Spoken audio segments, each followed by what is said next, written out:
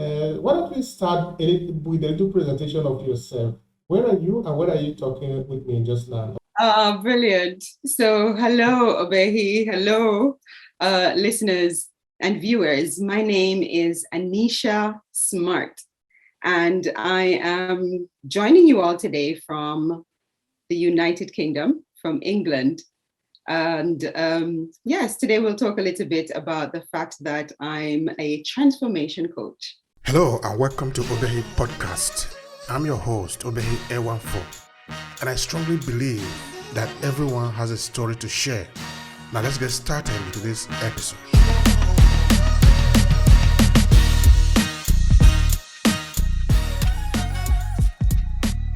All right, now, Annecha, let's start with you. As we read on that, everyone has a story. So we're actually trying to hook up to you as a person rather than what you do. Of course, that is also important, but we pay attention to who you are. That is more important for us.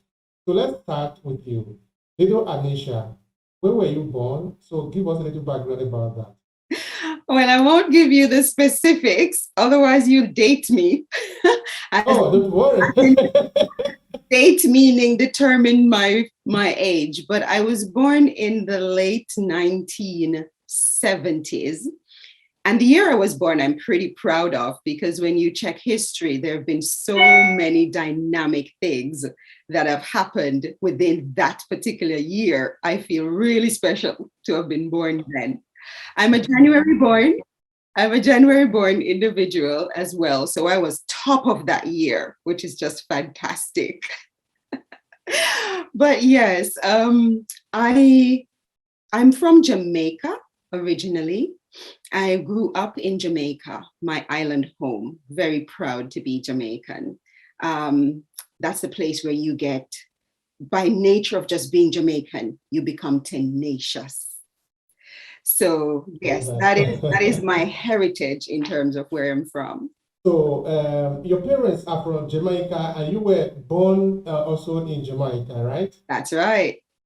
Okay, so tell me about, okay, now let's first of all hang on in Jamaica a little bit because that is there are some personality from Jamaica that are of high importance to us. You can talk of Bob Marley, and when you look at Pan-Africanism, then we're going to be talking about Marcus Garvey.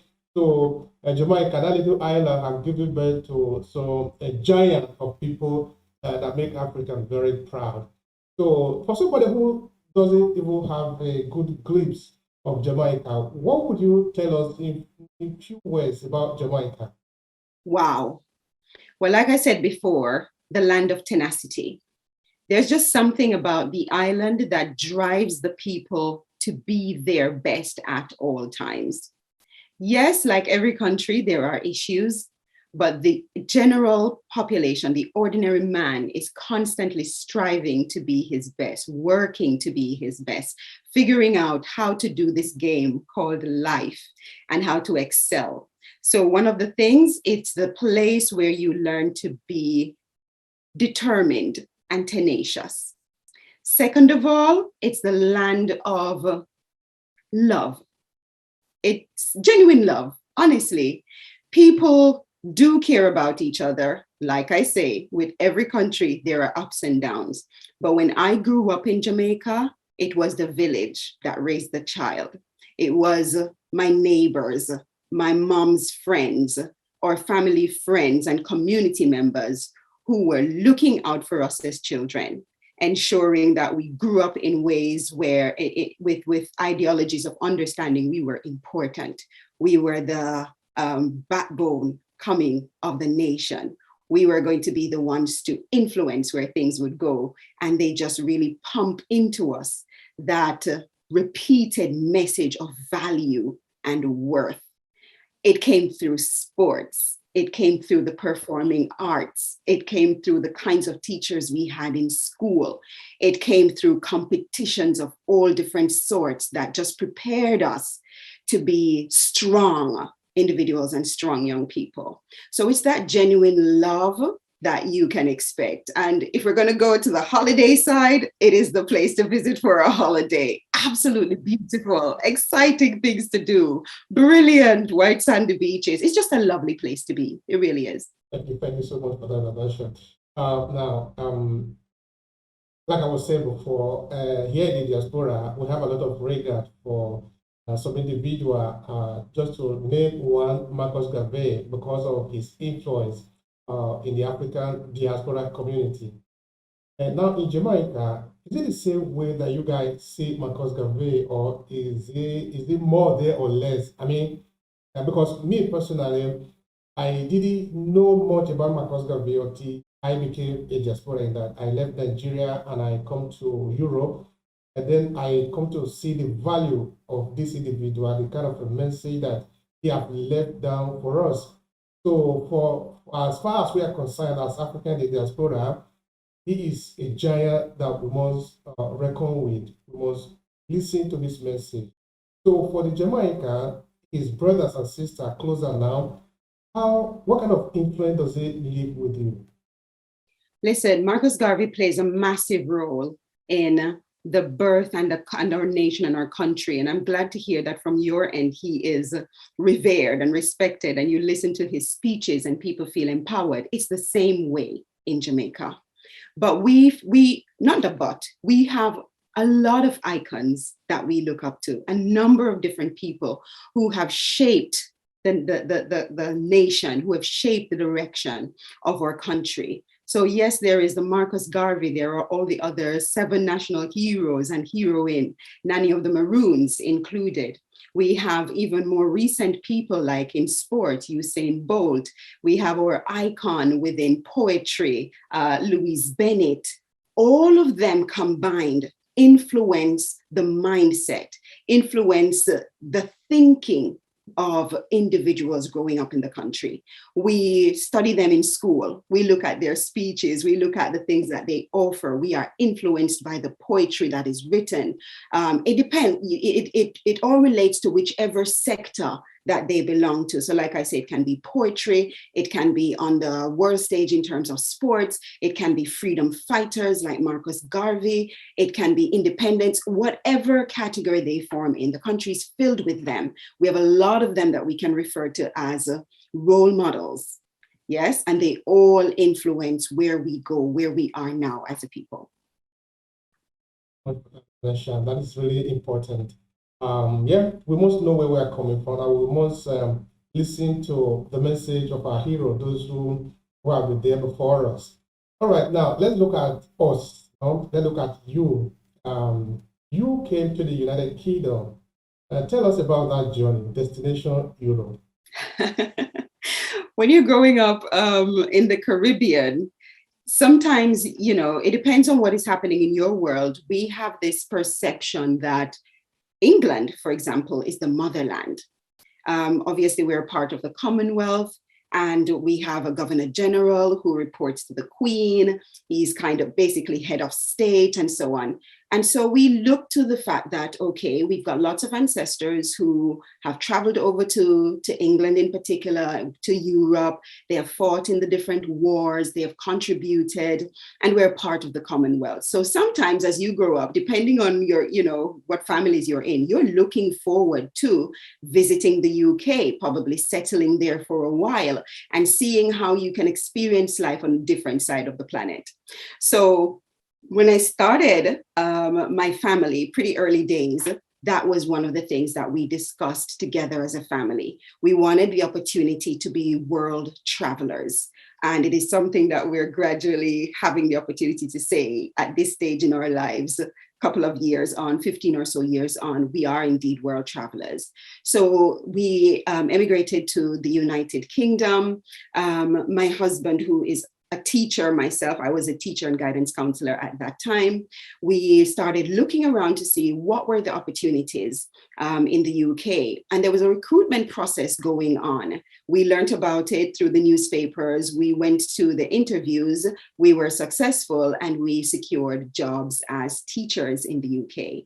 So we moved over to explore a new place to be, a new way of living, to see what does England in itself have to offer to a young family coming from the Caribbean. When you were moving to Europe, And when you got to, you had a certain vision, a certain view, certain imagination of what Europe appear, or what Europe should be. When you eventually come in and you are in the UK, was that the kind of picture you saw, or was it actually different from what you were thinking that it could be? Oh, wow. It was different. Just the overall landscape and how things looked. When you're coming from the Caribbean, you're used to tropical environments, lots of greenery and trees, and the temperatures are just cool. I grew up next to the beach in Portland. So therefore, there's just this beautiful scenery every day, walking to school and so on. But you get to the UK, and we actually arrived in December. It was bitterly cold, beyond what we really could imagine.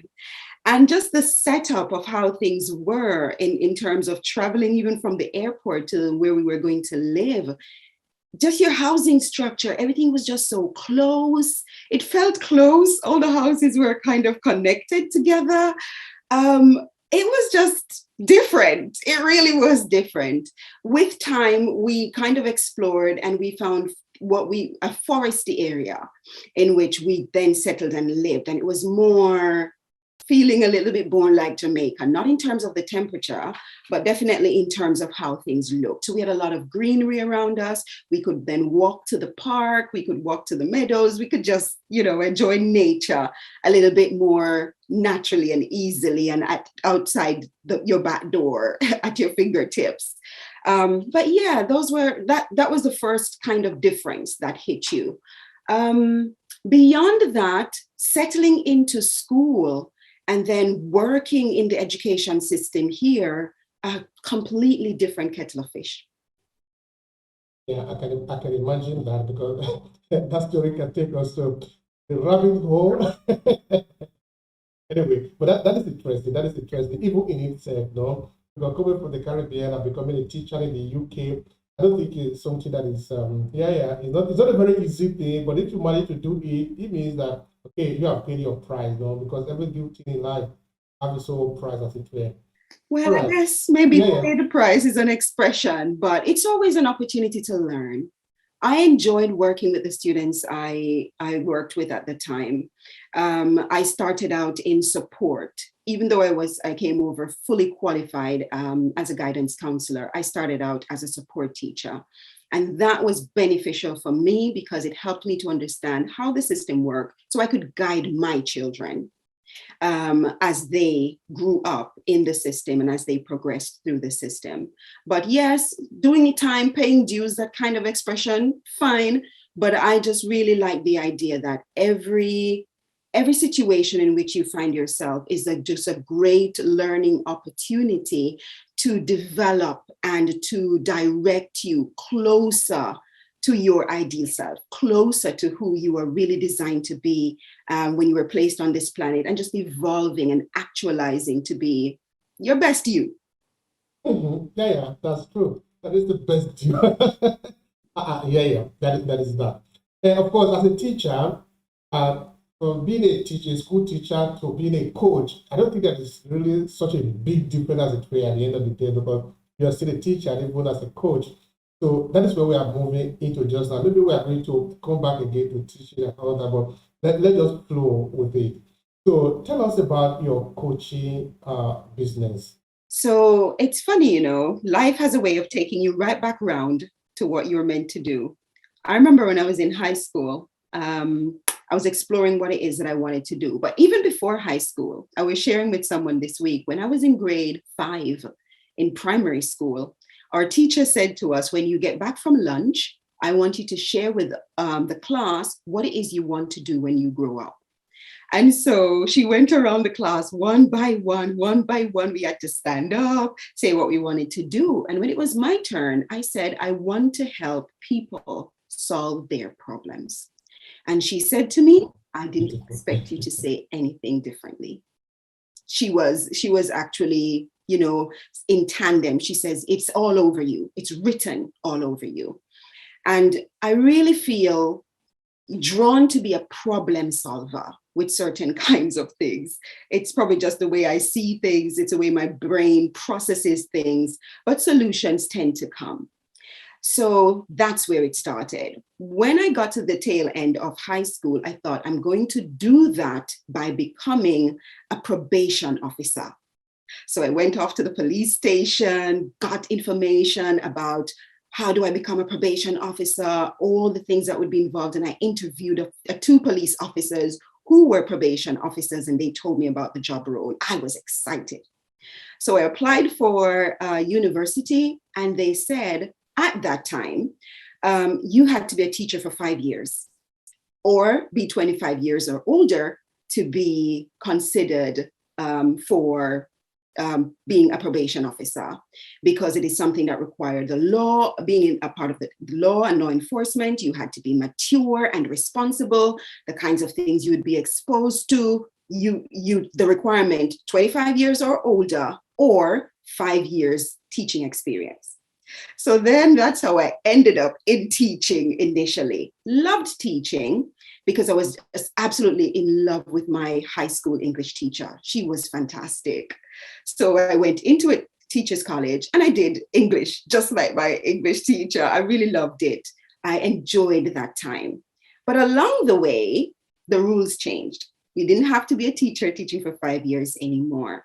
And by the time I got around to applying again, I started a family, had children, didn't go back into probation or social work, which it would lead me to. But because I was having children, I thought, okay, I applied and I got through, but they said, because your family is young, we would recommend you spend another year or two with your very young babies before getting into probation and social work. So I had to defer that again. And in that time, I thought I will keep myself busy. So I loved counseling. I love problem solving, and guidance and counseling is one of those ways you had the opportunity to help families, help students, help others to solve issues and just progress to be their best selves, right? So I did my undergrad in guidance and counseling, and then I started working as a guidance counselor. Loved it, loved it, loved it, loved it, loved it so much, really loved it. And then at that point, after practicing for about 2 to 3 years, my husband decided he wanted to move to the UK. So we came to the UK, and then I got back into education.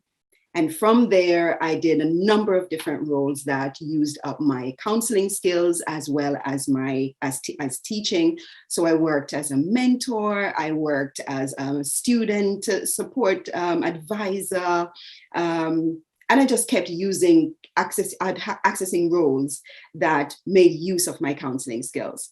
Then I volunteered as a children's counselor. Loved it, loved it, loved it, loved it, loved it. Really loved it. It was something that just really pulled at my heart.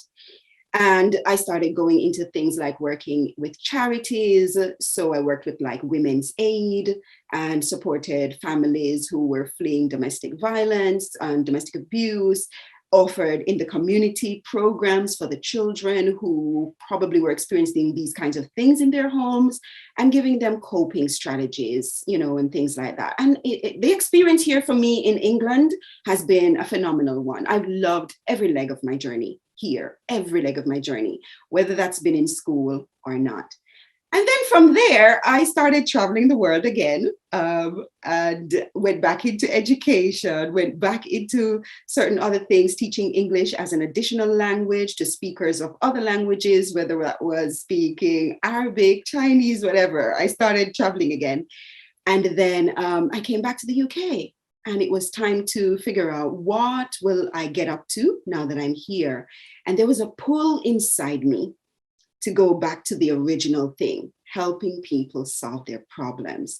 And that is how I worked my way back into coaching. So when I thought, okay, let's get some training going, I trained as a transformational coach.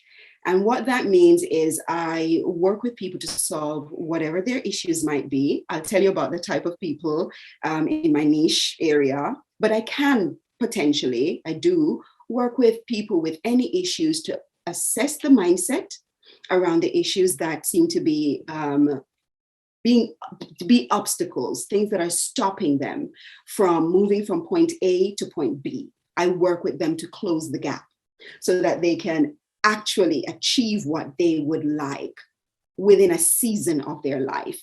It is not a one-off type session. We work through a number of sessions until they get to meeting the goals and the objectives they have in mind. I'm talking about the objective and the goal they have in mind.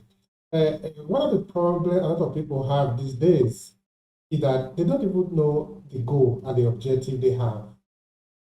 Now, when you meet those kind of people and say maybe you really want to help them, where do you start from? Super. It's a great question. That's a good one, Obehi. It is true that some people are, clueless, but this is what is great. People are at a level where they know. People who access coaching, they know something is off. They know they're not feeling fulfilled. They know they're not feeling completely satisfied. So within my toolkit, and every coach will have their own set of tools. Within my toolkit, I have different strategies that I can pull on that will help them to, if they can't identify, help them to identify aspects of their lives and how things are going. So we evaluate the finances, we look at relationships, we look at work setting and career, we look at physical environment where you live, where they're located. We look at all aspects of the life, spiritual well-being, emotional well-being, health. We cover all of those, and they can, for example, rate themselves on a scale. That's one of the basic tools of helping someone to identify what area, what aspect of my life would I like to work on? What is there about this particular part I'm not satisfied with at this stage of my growth and development and position in life? And then that's when we can help them. I help them to set the goals. That's just a basic beginning. When you begin to work towards something, there is so much resistance that can surface because your brain, your mind has become comfortable with functioning in a particular way. And whenever you begin introducing something new, resistance comes in. And at that point, that's when the magic work begins. Identifying those things that can be obstacles, identifying those things, not just can be, that are obstacles. We all have blind spots and we can't see them. But when you've got a trained coach, they help to capture whether these be limiting beliefs. Often they are limiting beliefs, things that people don't even realize they believe about themselves. It might center around, I'm not good enough, I'm not confident enough, I'm not pretty enough, I'm not worthy. That's such a big one. I'm not worthy enough. Who am I to have a voice? Who am I to have something to say to the world or to share? People may feel they're not worthy enough.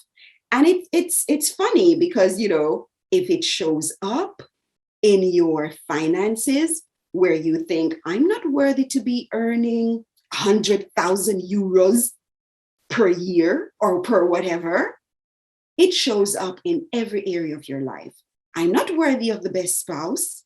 I'm not worthy of this kind of work environment. I'm not worthy. And it's about capturing that and working through where does it show up in all areas of your life, going through the activities and processes that will shift that for you, going into the nervous system and fixing those aspects that will create resistance that may stop you from working towards this, and then designing a blueprint, a plan that takes that individual exactly to that goal. And Obehi, when they get there, it is one of the most exhilarating experiences. They're absolutely hitting that place called fulfilled and contentment. Today, of course, a lot of people are living in bubbles, that this is what is happening. They're living like fashion, like trend. But all these things are not really real. They're just bubble. That is what they are, no? How easy do you think it is to help people to find something of their own that they can work to build every day? How easy it is? Beautiful question. Absolutely love that question. Part of my toolkit is work that I do centered around identity, answering that pertinent question: who am I? Once individuals connect with who am I, why am I here, just answering those two questions, that is where the gem and the gold comes from in terms of helping an individual to find, pursue, and fulfill their calling, or what we call these days their purpose. I believe, and I think we all could attest to this, there is something inside us that pulls us towards particular interests. Now, like you've mentioned, things like Facebook, the media, theatrical, present kind of things like movies and so on, can detract and, delay that focus that should be on the who am I and why am I here? Yes? And just become that huge distraction that takes people away from that inner understanding of self. This is why I love coaching. For me, coaching is about the inner game. Who are you innately? Who are you if you're not bothered about the likes? Who are you if you are not influenced by certain kinds of movie stars, celebrities? Who are you at the core of your being? And my identity work that I do explores that. And I find after people have a clear understanding of who they are, you said before that people live on in you because you carry their experience. In coaching, we look at the message. My message will be a part of many people who I come in contact with. They will hear the kinds of things that I promote, the kinds of things that I believe. For example, one of the things that I believe is that when you have a firm identity, a secure identity, a strong personal identity, when you know who you are, you achieve great things. People who know me and buy into my belief, where that one belief, will carry that on in themselves. And that's something I love because of the generational impact and even beyond. First generation, second generation, fourth generation. We read the Bible. I read the Bible. And there's a part that talks about the characteristics and the traits of individuals that move on to the third and fourth generation. And even whether that's positive or negative, it is handed down the generations. I love the change that happens for people when they do identity work, because it filters down the generations, the clarity of who we are as individuals and what we're here to accomplish. So you asked me, how can we help people? One of the techniques, one of the areas that I focus on is this idea of understanding who you are. And from there, Obehi, a vision can be crafted out. From that place, your values are identified. From that place, the secure, innate being of who you are is embraced. And there is something in that innate being, the part of you that nobody sees, the part of you that, you can be talking to yourself in your head and we don't hear. There's a part of that is set free to guide you as to where it is you're supposed to be going next, what it is you're meant to be doing, and how you gradually get there. But if that voice is clouded out by social media, Facebook, Instagram, whatever, and I'm not saying that these platforms and these media are not important, they are. But when you've got an understanding of who you are, that's when you use these platforms to your advantage, to get your message out and to help to reach the world, heal the world, help the world. We are all here to help each other, believe it or not.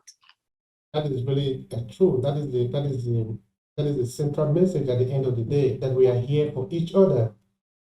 And I think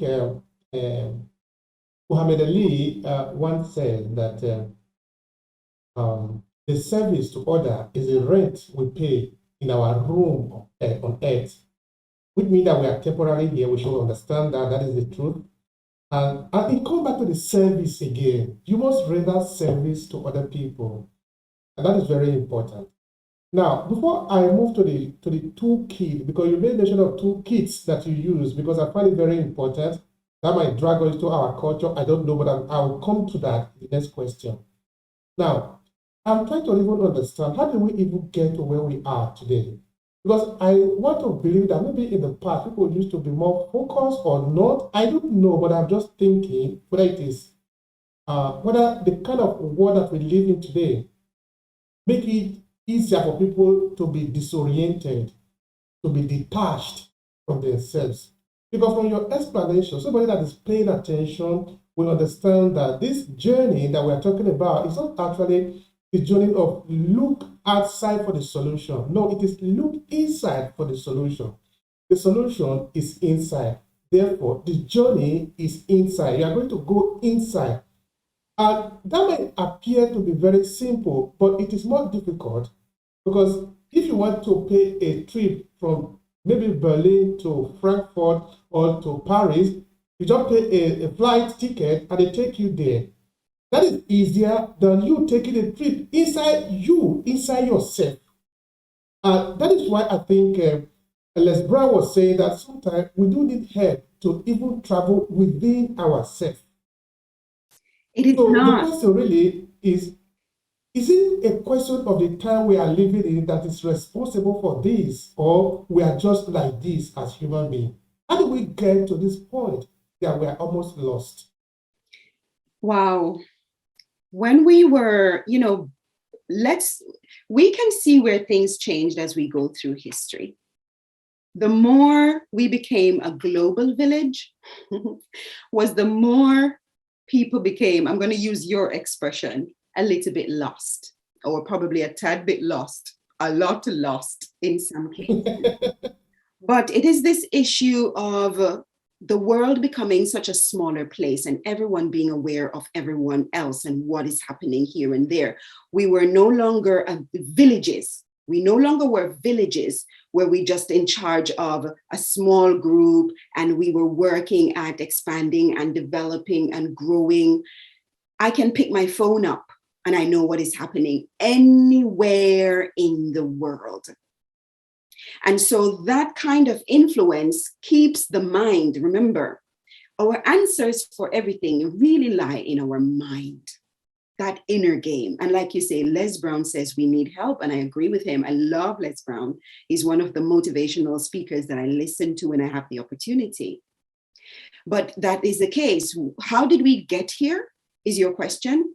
It is just a process of development and globalization and world wars and all these things that have factored into who we are. It's complex. We can't just say it's this one thing or it's that one thing. As human beings, we are evolving and mind is working. But mind can be influenced by other minds. These days we hear a lot about masterminds. One mind probably mastering over another. Or mastermind in the sense of my mind has this solution to this kind of issue. And if you buy into mine, then you can have X or Y, just like me. But you're quite right. We really need to go inside to our own minds. Understand what is going on, what should be there, who we are, yes, and bring that to the table, bring that to the fore. So it's too complex. It is a lot of things, slavery, wars, globalization, development in technology. It is a lot of things, but some of them have been mismanaged, some of them have been abused. And so instead of us using these things to advance who we are, some of these things are kind of using the populace, using us. So it is complex. And that is why I love coaching, because on a one-to-one basis, there isn't the economics behind one-to-one these days so much. Yes, but that's what I love. Why? When you are in that professional conversation, it's you and the coach who is working with you to get to where you want to go, to unpick the stuff that are just clouding down and covering over who you are, to unpick those things so you can find yourself again in relation to, and I'm not saying people are completely and totally lost, but it might be find myself and who I am in relation to my finances and how I should be following this. Find myself again, who I am in relation to my relationships. I'm not in a good relationship with coworkers, with family members. Who am I and why is that not working? It goes back to going back to the inner being and rectifying things there. So how did we get here? Tons of complex reasons, tons. But I believe in the process of what I do. I believe in transformation. There is a text in the Bible in Romans chapter 12, 1 and 2, and it says, be not conformed to the world. Don't just buy into everything that is happening around you in the world, in technology, in this sector and that sector, but be transformed. How? By renewing your mind. The Bible gives us the answer. Renew your mind. Keep checking in with yourself. Keep checking to see, what's going on with you. Renew your mind. And that is one of the key things, the answer to how do we fix where we've gotten to. Talking of the tools, the kit that you use, the tools that you use. I remember throughout last year, 2020, we pay attention to the question of self-improvement in a particular way, life purpose. So in one of my podcasts, then I was doing solo podcast actually, I was looking into the idea of that when we talk of soft skills, that these things are not really new. They are already embedded in our various culture. It was enough for us to understand how our cultures are set up so that we can know how to even work with a highly technological world that we have today.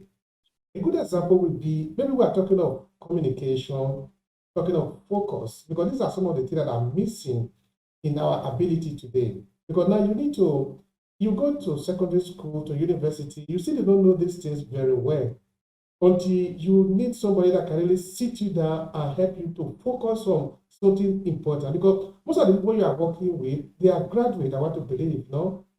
But some of these soft skills, they are not taught in school. You need to learn them maybe outside or maybe in a different school program, because our school are not based on this time. They are based on the post-industrial revolution. And I don't even know if there is any country in the world that have revolutionized their educational system. In the United States, a lot of people are complaining of the educational system. In Africa, it's even worse.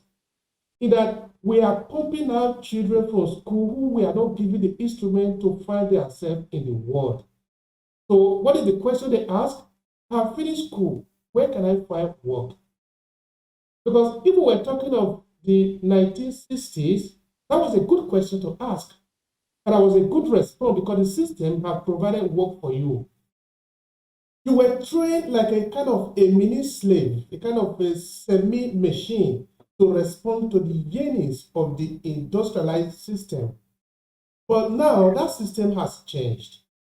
You are going to feed for yourself. You are going to be a master of yourself. But the school has not changed. So people, they are lacking the instrument to be able to be their own boss. They are not being given the instrument here. But I say again, if we go back to our culture, take a look at the regular play that we have. Let me give you an instance. As little kids growing up in Nigeria, in my part of Nigeria, which is Uromi, when we were small, we used to go and hunt little birds, no? Because I want to lay emphasis on the question of focus. I can use the same to explain communication, objective, no? Because now we don't have, many of us don't have objective. We are just running around. This is what is the trend, we just follow it. Now, as little kids going around in the village hunting for birds, a little bird, very small, is sitting on top of a mountain, on top of a tree, a very tall tree. Now, this little child is going to bring that bird down and take it home and be happy. Now, the question is, how does he do it? By practicing. How do you manage to a small catapult in front of just with you that you are prepared? Nobody prepared it for you. You just take some tube, put it together, and you aimed. You really aim at a bird far away from you, and you could kill this bird and take it home. What about the play that we do, the kind of joke that we play? Why I'm saying this is that we are lost because we don't want to connect to our root.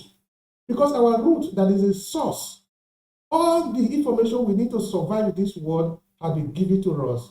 But we are just in the bubble trying to imitate what we are not. That is why we are lost. So coming back to the tools, what do you use to help these people understand? Because if we talk about philosophy, it becomes difficult because not all of us are philosophers. But there are very simple examples that we can really look into and understand what we are talking about here. Please help us there. Okay, so wow, you've said so much. You're just lighting me up. I like that question. But I'm going to speak to one particular tool that I use. And this tool I tend to go to after I've done identity work with an individual. So when they get to the stage of understanding who they are and mapping out from there their value system, I then take them into what is called life purpose. Why am I here? What am I meant to do? Yes. And in that life purpose work, which can take up to even 12 sessions, depending on who people are and how quickly they, go through the process and how real. In coaching, Obehi, you've got to be real with yourself. There's no way you're going to hide stuff. So we contract those kinds of things at the beginning so people understand they're safe to be. It's a non-judgmental environment where you can be open and naked. You can be really genuinely yourself, okay? And from that place, we begin to understand. Now that I know who I am, we're going to answer, why am I here? What am I here to accomplish? In a lot of what you said, we recognize this whole influence of, for example, the industrial age. School systems were structured in different ways. And at the end of that, there was a job to be passed on. But now we are in a different age. We're in the technological age. We're in the age that requires soft skills. We're in the age that requires technological related skills. The two sets are important. And we're in the age where maybe no one is going to be offering you a job per se. You're now going to be the individual to create that job. Just like you're saying, Obehi, what skills did that individual use to identify that bird, work out a strategy to get that bird down, and take that bird home?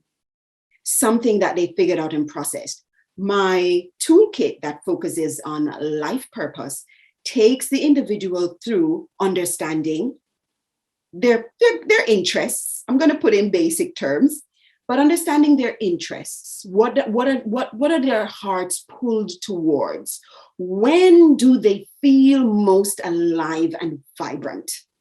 Because those emotions, and we are complex beings, just like our societies are evolving to be complex structures. But one of the things that help to give us information is our emotions. So for example, within my toolkit, there are certain places we go in the emotions to see what really brings you alive. When we identify a number of different things, then we go into deeper work to explore those things. What are, for example, the messages that come out from you in those times when you are most alive? Who are the people you feel most connected to in those times? What activities are there that really drive you in those times? And when we pool all of those together, the individual gets to a place where they design a business, where they design a product, where they design themselves, if they are the product, in a sense, design something they can offer. So that is covered, for example, in my life purpose toolkit. When I do that with people, they walk away crying. They weep because they get an opportunity to see what they were leaving on the table all this time.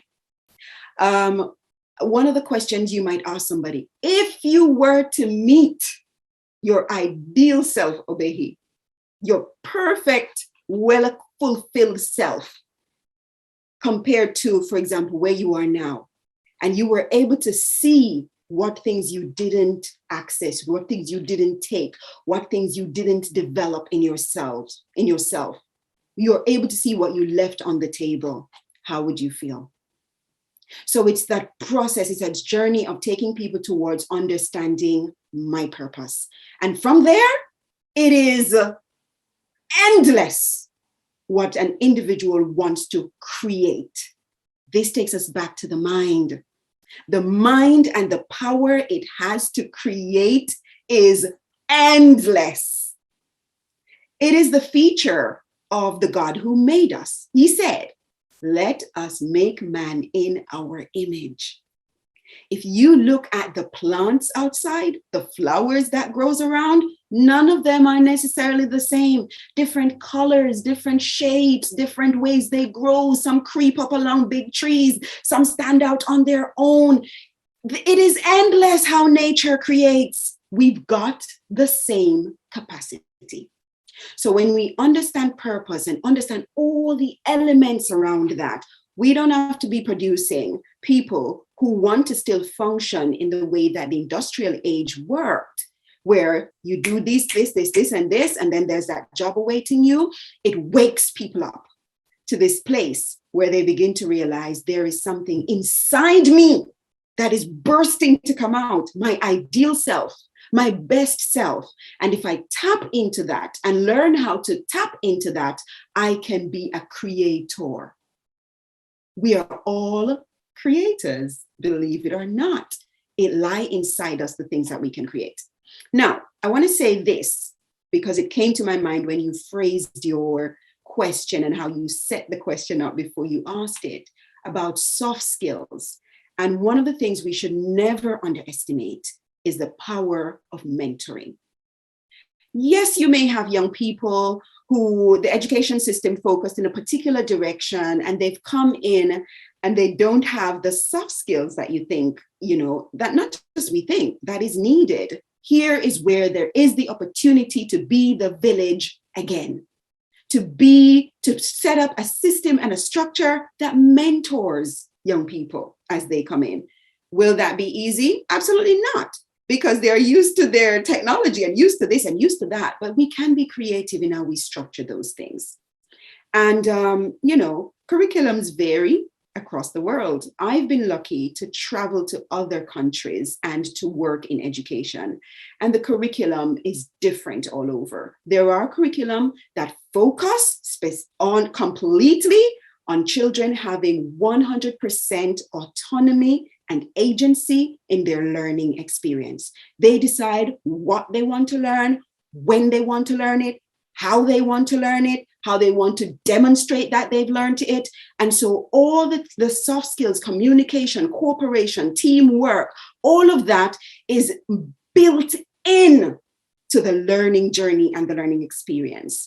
So maybe there are some, opportunities for the education system to be shifted to reflect other systems. But for example, when I worked in international schools, that is how the curriculum is structured. And you find that those kinds of children, while they might be children of diplomats and other officials like that, the exposure to the kind of curriculum is different because it does cover opportunities to naturally gain the soft skills, naturally become a negotiator, naturally become a great communicator, naturally become somebody who knows how to not just communicate, but knows how to work cooperatively with others, understanding personalities. What is this person like? What is that one like? Who would be best in this role? Who should not be invited into this space, et cetera, et cetera, et cetera.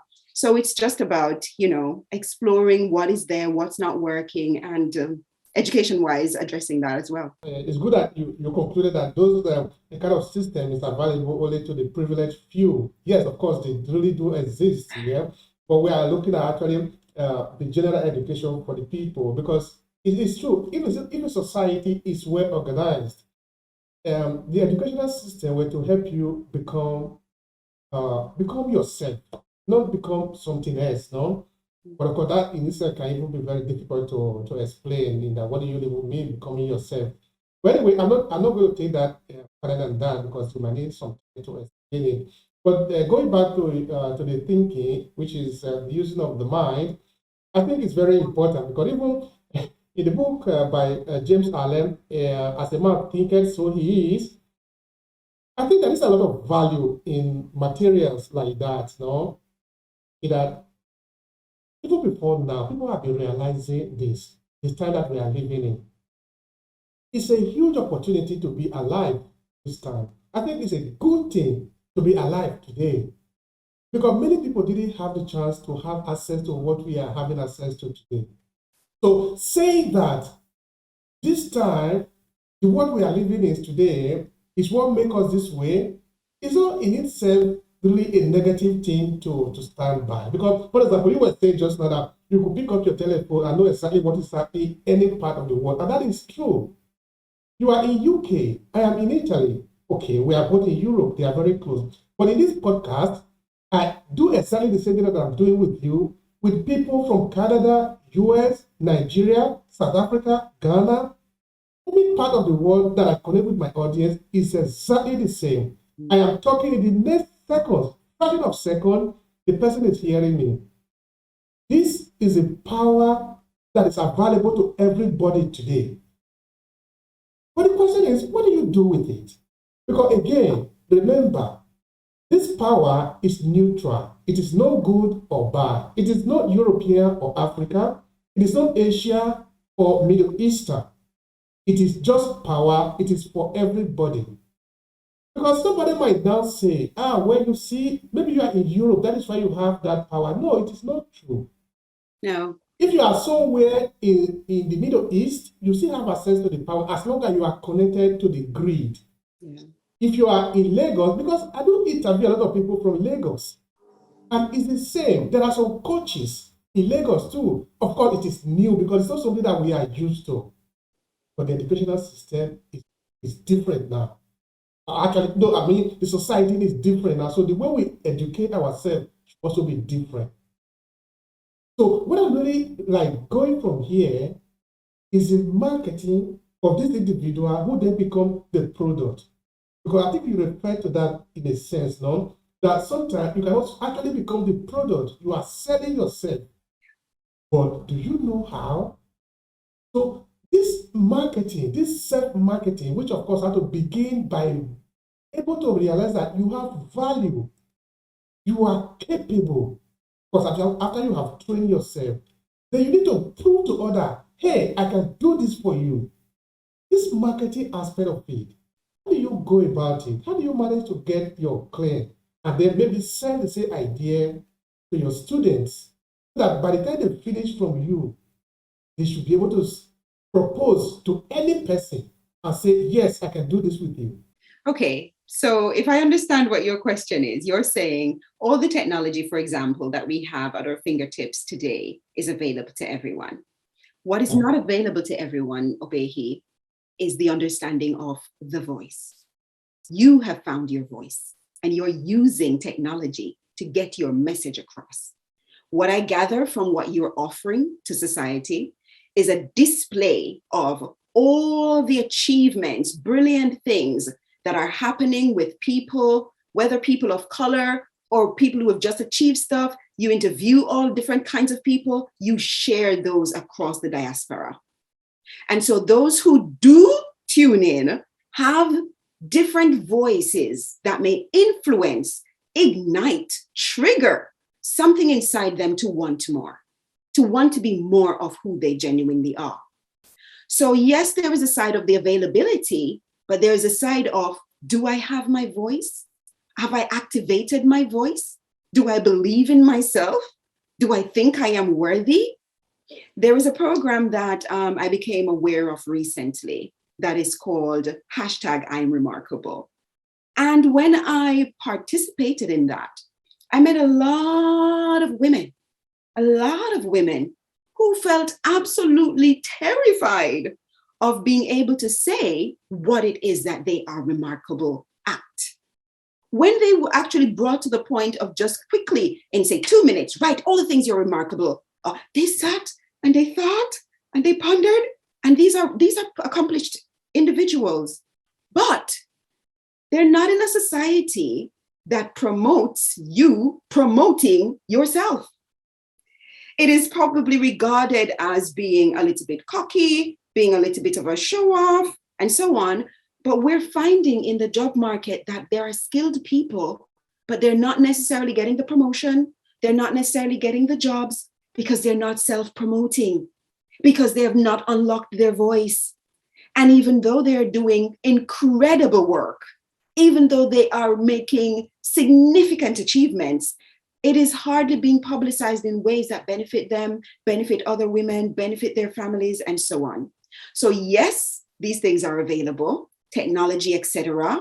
Yes, the ideas are there, but have people unlock their voice? And it will bring me back to what I'm saying. Coaching is one of those opportunities to find your voice. So now I know my identity. Now I know my purpose. How do I activate my voice and get this done? What are the different tasks? Not everyone will be, for example, on social media. Not everyone will be in the public's eye, but you can influence in different ways. Are you going to do that as a writer? That's a possibility. Find your voice as a writer. You influence as a writer. Are you going to do that as an early years educator, or what we call here, for example, in the UK, a childminder, where you take care of people's children while they are off at work, but the program that you offer are positively influencing children's minds, because that is what you enjoy doing. Children between, say, birth and 3 years old or whatever. People have unique ways of connecting, even with the smallest of the small, 0 to 3 years old. The idea is understanding self, figuring out what you're here to do, unlock your voice, and become the influencer that you're here for. Let me explain this. We are here, as I said before, to help each other. I can't treat a medical condition that I may have without the help of either a naturopath or a doctor. So I'm either going to go the route of the regular system, synthetic medication, for example, or I might choose to go the route of naturopathy and use nature, things within nature, herbs and things of the soil and so on. But I can't address my medical issue if I don't have that training, for example. So I need the doctor, okay? Or I need the naturopath. I need the teacher. I need the preacher. I need all these different people within society to impact and influence my life in a positive way somehow. Some of these things, many people are no longer exposed to. And some of what they're exposed to might not necessarily be things to unlock their voice because of how it is presented. You know, you said, as a man thinks, so is he. We might be in a system that is downplaying thinking, because you change when you think and then act. Transformation comes through thinking and then taking action. You gain insight and then you move into action. No action, no transformation. So yes, we have all these things at our fingertips and we can design all these different things, but until you unlock your voice and begin to learn to use that as an influencer, whether you will write, whether you will blog, whether you will vlog, whether you will do a podcast, whether you will have something you present in on social media, TV, Instagram, you need to know who you are, understand your message, and then go into unlocking your voice and taking action. The people that you are concentrating on, your demography and the niche, if you want to call it like that. So who really are your audience precisely? Yeah.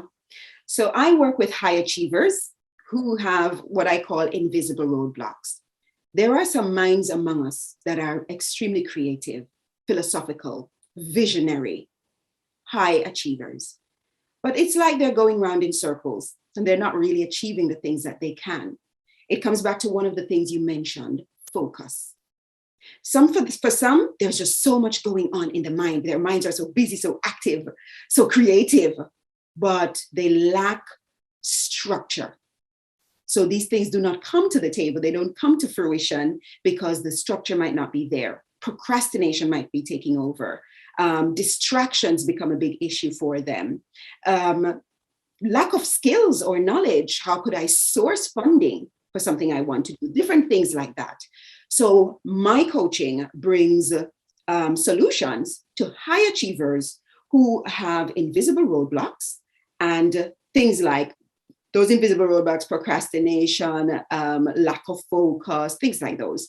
Excuse me. So they have those issues, and I work with them to identify the blocks that are there for them, the invisible blocks, and then work through attacking those so all the creativity inside them can come to the fore. Because I've also worked in refuges, working with women and children who have been negatively impacted by domestic violence and by emotional abuse and manipulation, I work with that demographic as well. So I find that I do have clients who come in because they also have invisible blocks. These invisible blocks come into play because of the domestic violence that they probably experienced as children, or experienced in the home as a wife or as a husband or spouse of whatever gender. Okay. And so there are these beliefs, especially those around lack of worth. When you are in an environment, in a context, when there is that constant repeated message, whether it is through direct words or whether it is through behavior and actions that dumb someone, down and push them down, people can start having beliefs of lack of worth and lack of value and lack of confidence, etc. So individuals who have experienced emotional, that's a side I'm on more than physical abuse. Those who have experienced like emotional abuse, psychological manipulation, and it has wired certain thinking inside them. Many of these people basically freeze. They're going through life frozen. Yes, they're going to the supermarket and doing their shopping. Yes, they're having that conversation with someone if they get the chance outside. Yes, they're in high-flown positions. They are teachers, they are wives of politicians, they are husbands to some high-powered Nigerian bank woman, a bank manager. I'm just being cheeky now. But it's on both sides, it knows no gender, the psychological and mental abuse and manipulation. These individuals need to unwind from that. And that's a side of my work that I like as well. The neuroscience of understanding, how do I go into the nervous system, undo the messaging in the nervous system that has been wired into it. I'm so happy you brought up the book As a Man Thinketh, because the mind is malleable. It can take in these hidden messages. Yes, take in these hidden messages and begin to shape an individual. So it's beautiful when they go through the identity work and the purpose work, and they get to this place where they understand self better, so that, they can unwind, put it that way, in their psyche, in their psychological well-being, in their nervous system, and create a new, transformed identity, vision, understanding of who they are, and then rebuild their lives from that place. Oh, my audience, that's great. high achievers, and those who may have experienced emotional and psychological manipulation. Both of them will tend to have invisible blocks that are similar in some way, and then we can work through coaching to get them to a more productive place. Now, you are working as a psychology at that point, though, because you are trying to dig into the mind of the people and then have a key to unlock some things inside. Of course, with their permission, or sometimes without their permission. Because I look at the work of psychology at this point like a password, no? somebody can share the password with you, and you can have the password, maybe without the person really giving it to you. But at the end of the day, you are going to enter inside and be able to unlock some key. I think that is the work the psychologists usually do, in that you go to a typical psychology. This time I will also refer back to African culture, in that perhaps we don't understand that even in African culture, psychology is something that is deeply rooted in our day-to-day life, even though we don't say it. I explain. Now, when you maybe sleep, you don't understand the dream that you have, you will go to tell somebody who might say, okay, the soothsayer or a witch doctor. Let's use the European version this time, no? Even though you're actually going to see a psychologist, that is what the role of the psychology. But what will the person do? He will begin to ask you some questions. Okay, but yesterday, what did you do? In your family, who are the people there? Are you in a good term with the people? Are you in a good relationship? This and that. What do you eat? By the time this person have done the treatment with you, we can maybe take a short time or a long time, depending on how it is, the person will be able to prescribe something correct to you or what to do.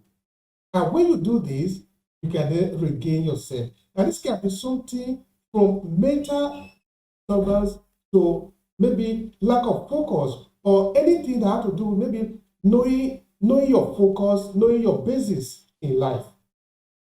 I'm saying that for you to be able to do this, you need the collaboration of the individual. Okay, now back to Europe. Say maybe a woman have suffered violation, be abuse or something. Or let me give you some instance.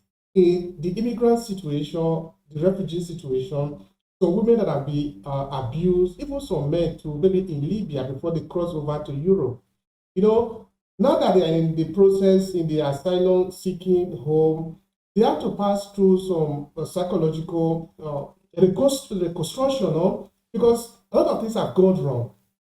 Before you now get this person to talk to you, you need to be able to talk to them in a way that they can open up to you, because these are very deep things inside them. They don't just go around and start sharing it, no? I've had to deal with some lawyers here because I do translation for these refugees. So I was saying, why do they give the negative all the time? They will say, okay, because the story doesn't make sense. But that the story doesn't make sense, even that we need to understand it. Makes sense according to what? Because this person is coming from a culture, from an understanding, it enters into a culture, and it tells you a story, maybe according to his own understanding, according to his own culture, according to his own value. Maybe you don't understand his own value. That is why you think it doesn't make sense. Is that why it is? Or you think the person is stupid? So in this case, they will then bring in a cultural mediator who they have to interpret what this person is saying to what you are saying. I'm not just saying the literal interpretation. Somebody speak in Igbo, you need to translate it to Italian. That is not what it means. Also, the significance. What does it mean? So there is a difference now between linguistic and grammatic. Somebody need to interpret what you are saying. What does it insinuate? So I'm actually trying to say that the people that you are working with, they don't just come to you with an open book. This is my secret. Go into it. So how do you work your way in? That is the question. You're asking me to give you my techniques. And if I give you those, then I won't have any clients. They won't need to come to me. They'll just watch this video and get on with it, huh? You're absolutely right. I think you're even hitting on a deeper issue, because, for example, you're looking at asylum seekers or people from different cultures. Yes, sometimes when they express what they feel, think, have to say, it may not make necessarily that much sense to our own minds because it is not our cultural experience. However, because they're integrating into a new societal structure, then you try to make sense of what they're saying and give guidance as to where it is they will need to go, what things they might need to adopt, factor in to be able to function in the new society wherever they go, wherever that is. Okay? But you're saying people won't just come. Listen, the people who will access things like counseling, therapy, coaching, are people who are at a certain level of awareness that they are not content with where they are in life. They might not be able to tell you exactly. Some people know. Some people know that, hey, my finances are off and I just simply want to earn more money. How do I do that? That comes to coaching. That's fine. Somebody comes and says, I want to improve on my finances. Okay, let's explore the finances. And so you're going to go into a series of questions and conversations. Sometimes it's not about what they're doing. It's about what they're believing. They grew up in a family, for example, where they got a lot of no's. Mommy, can I have this? No, we don't have money for that. Oh, can I do so and so with my friends? No. Where must money come from for that? Oh, I wanted this. No, I can't afford it now. What a lot. It's deep, Obehi, it's deep. But just using that example alone, that individual has grown up to think money is not something that I will be able to access and own, do much with, because there's so much no's that they've received. The coaching process has to take that person back to those no's and reframe, restructure, redevelop, reinvent, recreate those no's into that mental frame that believes now it can access that yes. And that's work. It is specific, unique, or organic to each individual, will come across differently. The most I can say is there are tools in the kit to work with anyone who comes. And if they can't open up, we have different strategies. For example, simple strategy. Sometimes you might just even overlook. Role play. Sometimes people come and there are issues to deal with. They themselves have a block. We say, okay, we'll do a role play. Let's get into it. Another simple thing, a little game. True or false? Simple. This issue that you have raised, okay, it works like this. Is that true? That's true. That's true. What's false? And then you work from there for a person to gain awareness that, oh, I've been believing this. I've been believing this, but it's false. I've been believing this, but it's false. And they get to that eureka moment through a simple game like true false, but designed and crafted through the coaching process in such a way it makes this person open up even more. Who's not going to just get into a game of true and false? And you make it fun, but then you bring in their issue. You just bring in their issue at the right and appropriate time, phrased and crafted in a question that makes them get to that, oh, this is not true about me. Sometimes you might find that people split, not in the full psychological sense, but they realize I have a side of me at 12 years old who had this belief and has carried that belief to the point where I am at 26 years old. And then it means I have to go into different techniques to get the 26-year-old and the 12-year-old to make some reconciliation about what's true, what's not, where they are, and how they move progressively together from there. And then we have to explore techniques for when the 12-year-old belief side comes back up with, but this is who we're supposed to be.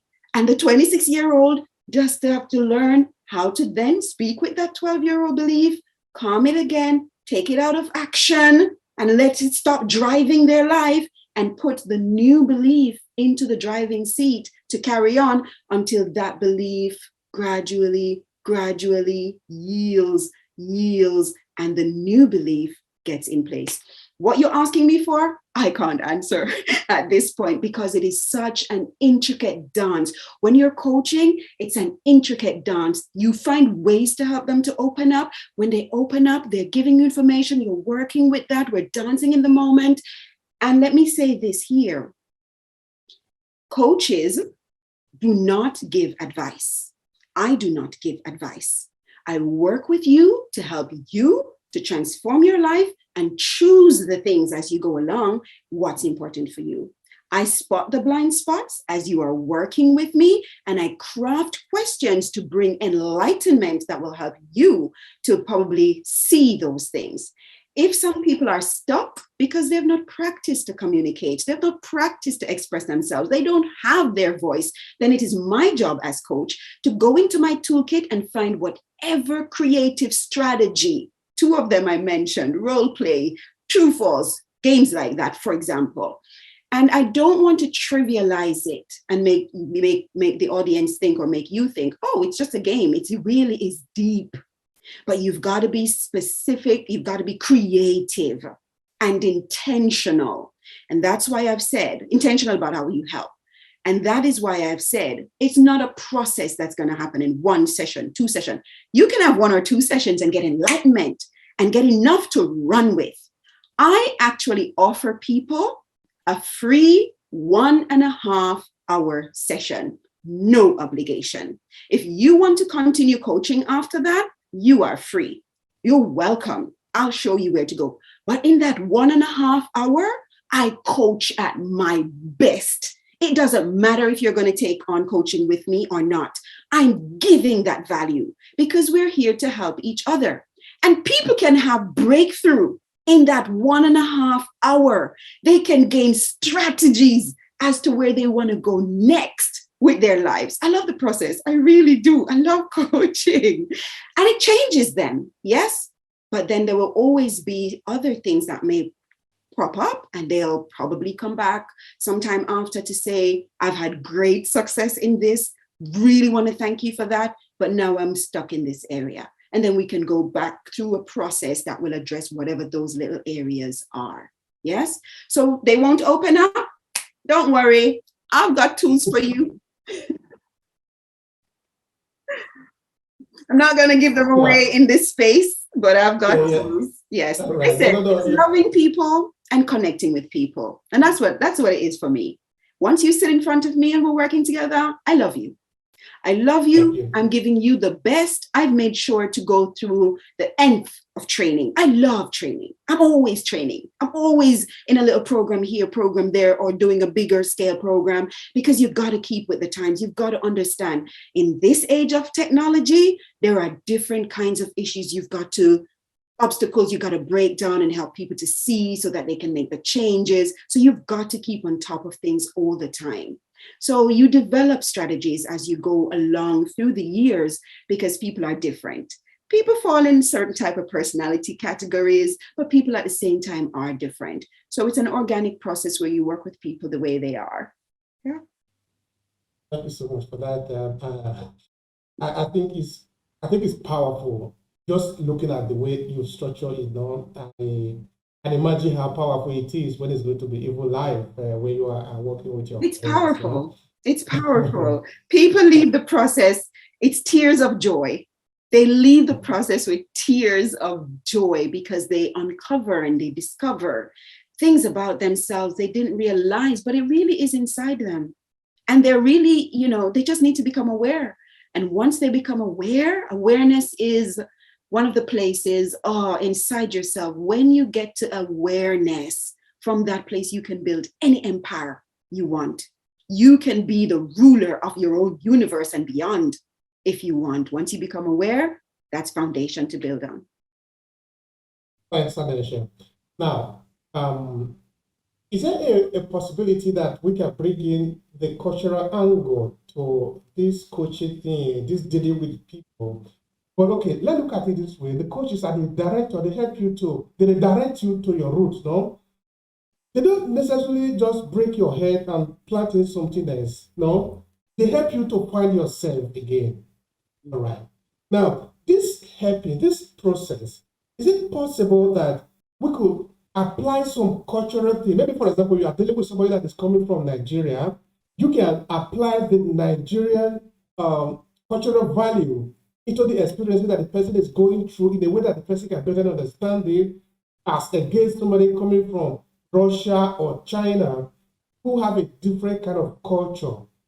Because culture, of course, is a way of life, the way that we have conditioned our thinking process.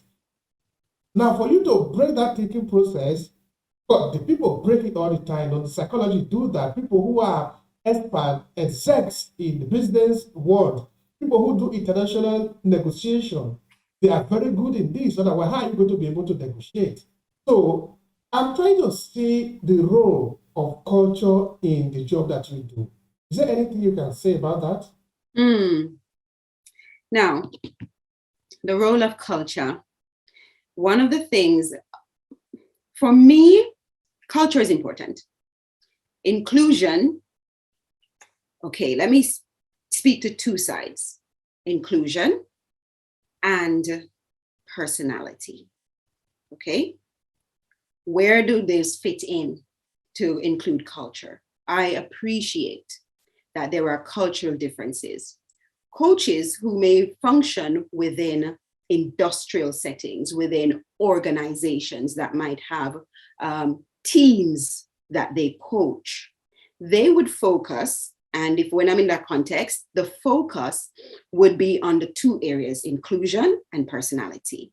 Now, values are a part of every individual. Values show up in every culture.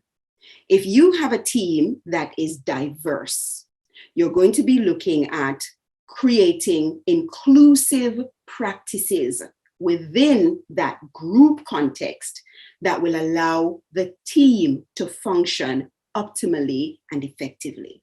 That will allow the individual, for example, who let's say is from the Middle East, to be able to voice their perspectives, their ideas about different things, even in a British context that has other individuals from someone from Africa, two Europeans a part of that team, someone else from the Caribbean, whatever the mix. It is about being open enough to ensure that the inclusion is covered. But listen to this now, the inclusion within itself allows for diversity, allows for the person's cultural influence. You can have inclusion that looks just as an outer show, meaning we have someone who wears a headscarf, we have someone who is a different complexion, we have someone who is more whatever, a different complexion. We have someone who, and we put these pictures in the media to say, see, we are so diverse and inclusive, but now let's go to inclusion of the mind. How well is an organization structured to receive how someone from the Middle East, someone from Australia, someone from the Americas, someone from the Caribbean, and their thought process about problem solving, their thought process about how we can address something, how much is that being incorporated? Now, my job is to work with the leader in that organization to get them to explore, for example, how do I regard diversity of mind when I'm trying to cultivate inclusion within my workforce? And so that will then take in the cultural practices of different places across the world, and depending on how diverse the team is. So it's inclusion in a special type of way. So for that leader, we might be going through things like what we call a DISC, a personality assessment. And from this personality assessment, it is looking at how dominant are you? How compliant are you? How influential are you? What kind of individual are you in your personality? How does that then play into how you relate to people? How does that play into how you would relate with a team? How does that play into how you show up as a team member? And these kinds of settings require leadership. This is the reason we have governmental leaderships.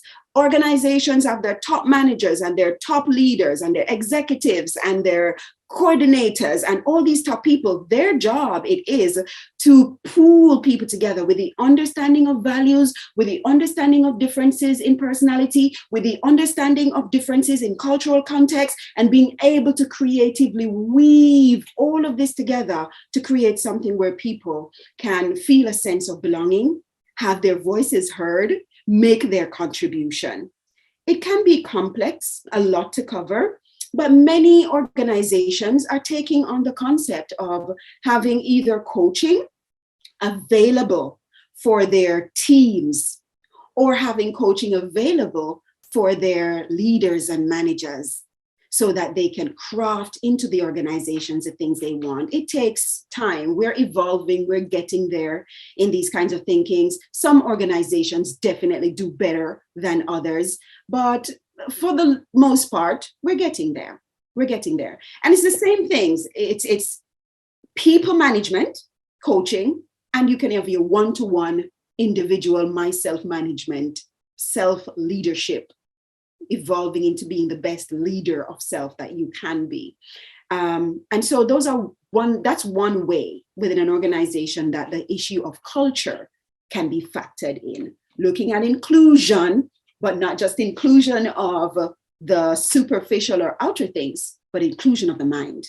How do people do things within their culture? And then looking at personality and value systems. How do we incorporate those into what we're doing as an organization? Thank you very much for that. Now, we're moving towards the end of the podcast, but I certainly want to ask you something relating to, because I know that you do group coaching. If there is anything you would like to state there. So it depends. It depends, but group coaching for me focuses on individuals who have similar issues.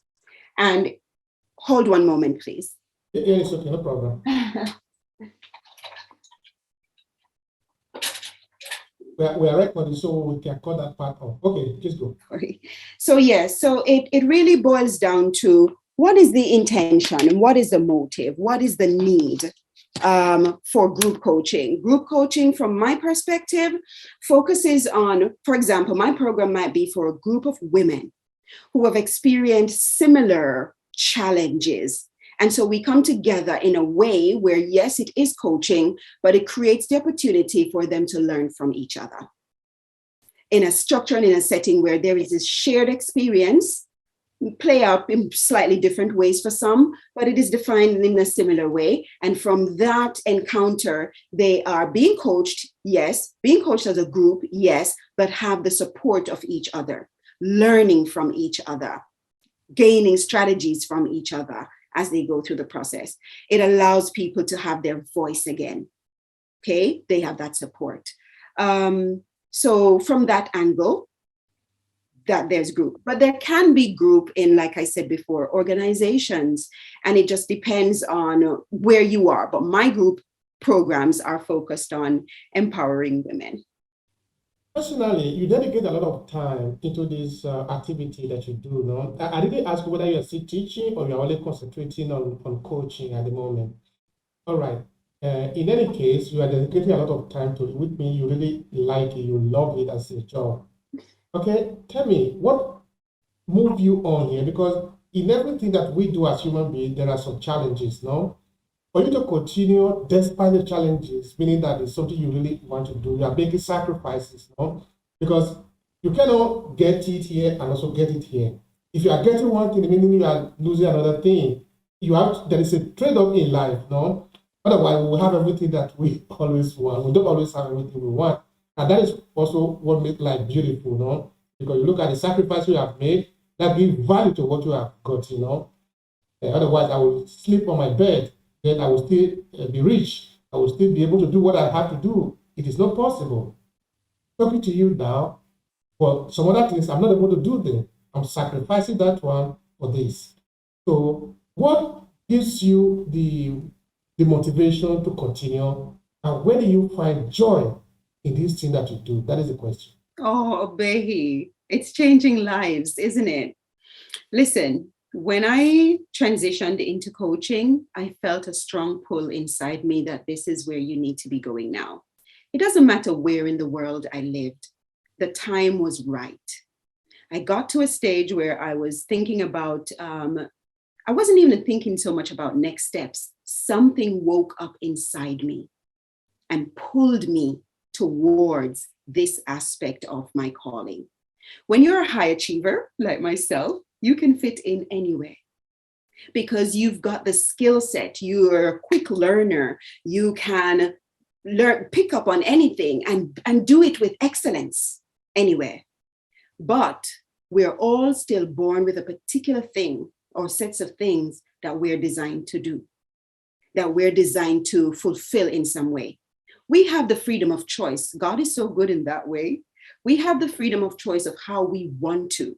And this is part of the reason, yes, I went into education and I went into mentoring and I went into guidance and counseling, and now I'm gone into coaching, and they have similar aspects to them because I'm here to serve humanity in a way that helps people solve their problems and get to a place of deeper self-knowledge and understanding, unlock their voices, take action for the things that are important to them, and show up in the world to help those they are here to help.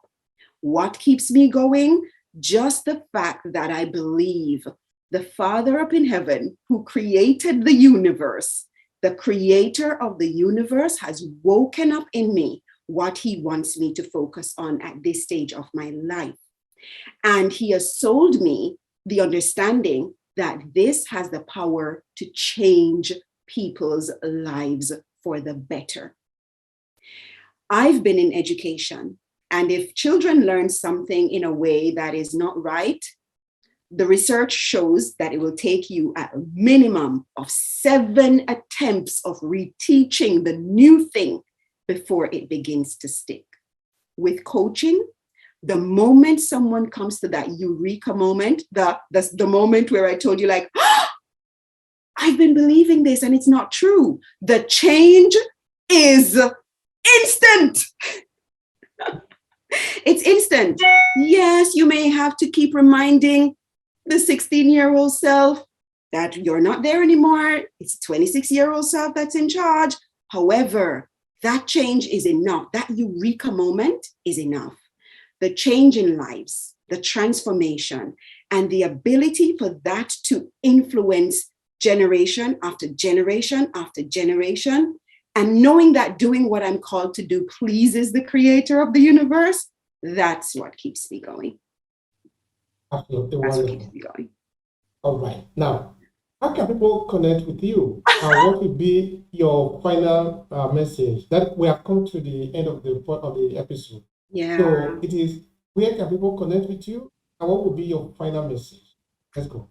Right now, people can find me on LinkedIn. I'm not all over the place. I am on Facebook, but not as much as I am on LinkedIn. So if they Google my name or go to LinkedIn and search for my name, Annecha Smart-Fullerton, they will find me there and they can connect from there. Soon my website will be up and they will find me under my business name, Smart Mind Coaching, Smart Minds Coaching. So they'll be able to find me there as well and be able to connect. Yes.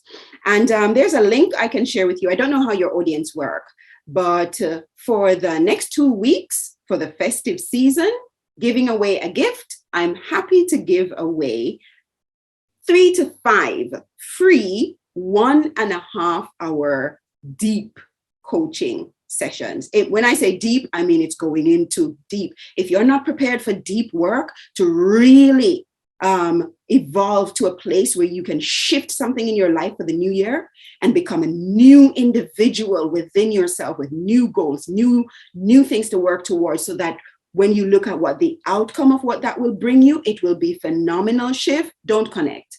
But if that is the case, then I'm happy to share an email address at this stage where they can connect with me to claim. First 5 to connect can claim those free 1.5 hour deep, let me repeat, deep coaching sessions, something that will transform your life and just giving you a different playing field from which to work come the new year. So that's my offer to your audience. Thank you so much. We appreciate that. Yes. Is that your last statement, or would you like to say anything to conclude the conversation? Now you need to tell me if I can share the email address here I don't. Please go ahead. Those who would like to access, and it's going to be the first 5, those who would like to access that, the email address is ELT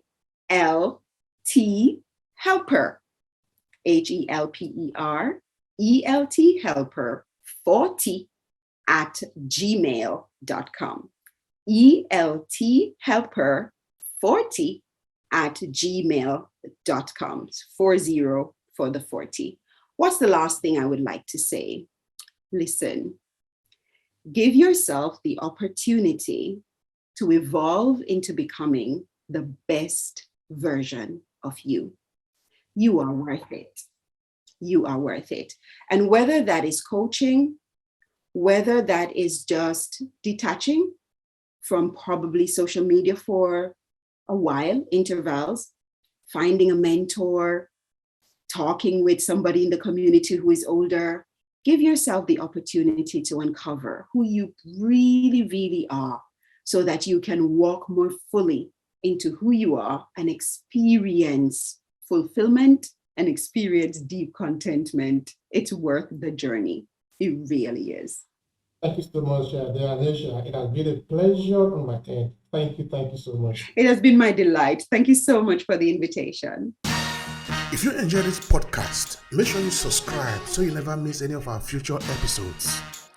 Rate and review Obehi Podcast and share with your friends who might need it. I remain Obehi Ewanfo.